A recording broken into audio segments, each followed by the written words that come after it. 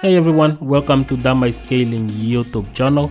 I'm your host Eddie Wang, and today we are going to make a reaction test, and we are going to use some of my clips to that because this is the closest thing that I have to what you guys have. I am a competitive player, but I do not consider myself to be at the top of the toppest quality of the competitive players, but I do have the experience, so it might be around the same area as the majority of people that play online in this game.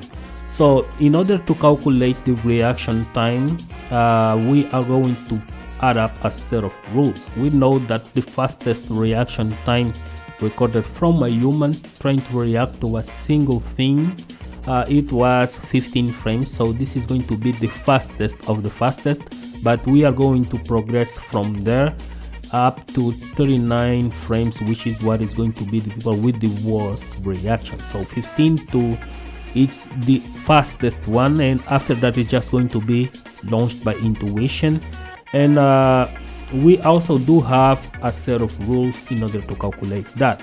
For example, the time starts when the attack comes out and stop counting only when the punishing animation starts. This will going to determine the time that I had to react to a move after I seen it. The video also are running at 30 frames PS, so we will make a count of 2 frames to compensate that if we don't get right. We will have the general idea where we lie in that area. There is also the lag nerf, because we play against people on Wi-Fi and sometimes we play on Wi-Fi ourselves, so the lag nerf is going to be around 4 frames for 4 bars. So this is additional lag of Wi-Fi, so the latency is going to vary around 7 frames to 10 frames of lag if the condition gets worse or better. And then there is the controller latency, and I do use the May Flash F500, which is a pretty average stick C-tier actually, and it has a 10.267 milliseconds of input latency, which it translates pretty roughly to 6 to 7 frames of lag per se, of input lag. So add that to the base lag of the game, which is 3 frames, is what we are going to have as a general reaction time. Of course, we can also take some of these things out. For example, if you get a better controller that has literally to no latency, like for example a one with a 3 frame latency, is going to be much better in comparison. Just as well as, for example, if you get to play on PC, which is what the majority of the Tekken community does, then the input lag from the hardware is immediately negated because the PC version has the less input lag possible.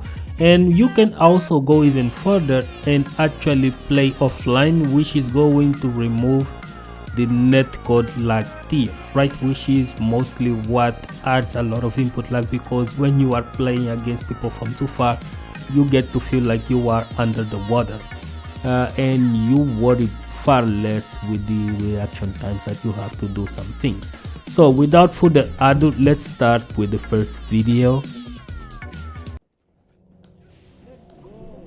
This is the easiest one to break down, as certain conditions already makes my reaction time for it set it up in the same way that we would say in air quotes the stars are aligned.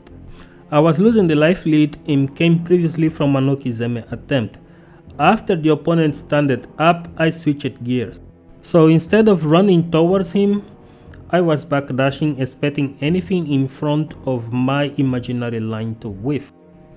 Even if I didn't know exactly what move he would use, the move he did not only left him with great openings, but due to the slow recovery as well, I had more than enough time to see the move, identify it, spacing accordingly, and once it whiffed, I was confident enough to apply the punish in that window. As you can see in the reaction time and in the attack time, the reaction time for that punish was exactly around 16 to 17 frames, but the attack time, which is the time of the move by the time it came out, it was around 42 frames. So I had enough time to identify the move through the attack time and then react to it, which made my reaction a little bit more short and accurate right away into the fastest as possible, because I was already expecting him to whiff anything inside my imaginary line. So this same example can be used in these two next videos, which is pretty much the same thing. The only difference is that I do have the life lead here, so when my opponent extends himself a little bit more, I get to launch him with a much easier way. Okay, so this one is a little bit more tricky, and I wanted to check my reaction on this one as well. So I did a parry with Jin and didn't cut anything, but then I noticed that my opponent tried to do a slow move and I just counter reacted with forward 4. It was definitely on reaction, but it was so fast that if I was a little bit off in the reaction, or if he did a faster move, it would probably hit me. But it just occurred to me that I recognized the animation so early on and really fast that immediately I went with a forward 4 just to get my counter hit, because he was trying to use a much slower low, so it really just paid off. So here's a similar scenario, but instead of me attacking, it's me defending, and obviously this attack, it takes forever to reach, so I was able to parry on the very last moment. But if this attack was a little bit more faster, it would definitely rip me in the wall and I will die. But it was a nice experience, because I just went from a 1-4 and then realizing that it tried to do an unblockable and I wasn't really so sure on what to do, so I immediately parried when I remembered that Shin had it in the very late possible frames as well, and couldn't even get the punishing and just went immediately with a low, because I couldn't believe that this actually worked. So I wasn't really prepared for that read, it just happened. And finally, one of the reasons why Mishima characters and Jin are very powerful in this game is because obviously the electrics can be used in an intuitive manner, as we are seeing here. I'm not actually reacting to those kicks and jabs, this is just wild guess. As you guys can see in the clock, recording my reaction time being too fast, that's because I'm not actually seeing the jab whiffing or waiting for the active frame animation to recover in order to punish. I really just sidestep into a launch, because my opponent was so mesmerized by the animations of Jin that you get to bait them to press a button and then you just sidestep into launch. It was really that easy. It was on the lower ranks. Obviously, as you get higher, it becomes difficult to punish certain people with just launch. You need to find some good openings for that. As I said in the beginning of the video, the calculation of these clock timings are made through video animation on its own. So we're gonna have to compensate that to determine the real time of reaction of a human eye and brain in coordination. So for that, we're gonna have to remove the lag nerfs. So how we are going to do that? First off, we are going to stop the video, we are going to freeze it, and we are going to pull it backwards in order to start removing some of the nerfs post activation. So by the time that the input of the electrics are made, I'm going to remove 6 frames from the clock. So this should be the exact timing where I actually got the input of the electric going, and then I'm going to remove another 4 frames of visual lag that internet provides in order to have the actual time where I got the visible information around that area. Of course, it's not going to be super accurate, but it's going to be around that area, and this is what is going to determine exactly how fast would I be offline, or how fast I am compensating with the lag in order to make these proper reactions. With all this current information, now we get to be a little bit more accurate with my reaction time. And you guys can see on the clock that after the attack time started, it took me at least 25 to 26 frames to be more exact to determine that King used an attack. I identify that is safe, and I can virtually use the mind coordination with my body to input the electric wind hook fist. So from that point on, it took at least 10 more frames to execute the electric and launch king. Of course, the controller came at play here because it has at least 6 frames of input lag, but if it was shorter, then the electric would come out a few frames more faster. So my reaction time goes around average, I believe greenish, which is higher 24 and lower 27 per se is more or less the timing where I get to do a reaction in this game. And when it comes to be faster than that, I actually need to be expecting the move to come out, otherwise it doesn't work. If you add that, you are going to get like a roughly 20 more frames of lag in a pretty bad setting, but 4 bars is still acceptable in Tekken, and it plays really well at any level per se.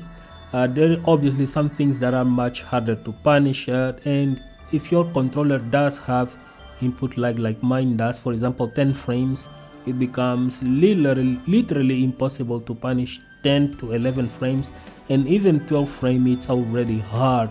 So this is because the console lag plus the controller lag and then the internet lag are going to contribute for that. So the 10 frame margin window of delay is what is going to make some matches either good or either worse. I am not someone to compensate much for that because I do rely a lot on what my eyes see in order to make good punishes. So when the connection drop frame to really bad extensions, like for example the lag spikes way too much and it becomes heavier, it becomes harder to compensate for that, and even doing combos and having the feel right of the combo, it becomes extremely difficult to do.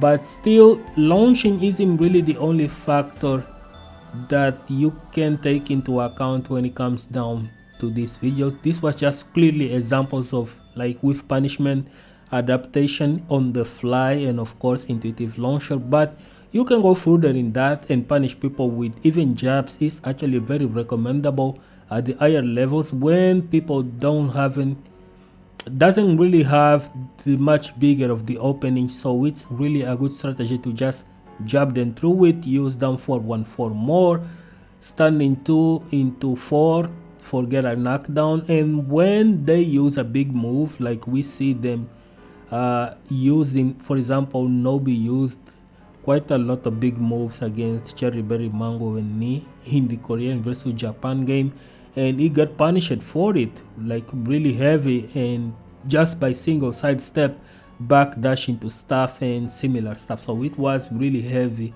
on his side, while Korea was really playing with the small amount of moves as possible. So I think this is pretty key in Tekken and it makes it really fun. So hope you guys enjoyed this video. Don't forget to leave your support, so just like the video, subscribe, hit the notification bells as well, share this video if you want it and if you enjoy it, and if you really want to support us beyond that, there is a PayPal link in the description of this video where you can donate as much as you want. We also do have some goals that we are going to cover in the future, not in this video, but in the future I'm going to share you new plans and channel updates, some things that I'm actually planning in order to prepare myself for future games like Tekken 8 and more. And there is a lot more that I want to cover other than just PS4, so I'm trying to get a new PC for that, and the goal is pretty near, but we aren't ready to make the announcement yet. So when we do, be sure to be here and check out in the channel update so we can grow a little bit more together. So thank you all for the support that you guys have been giving. It has been amazing, and see you guys on the next video.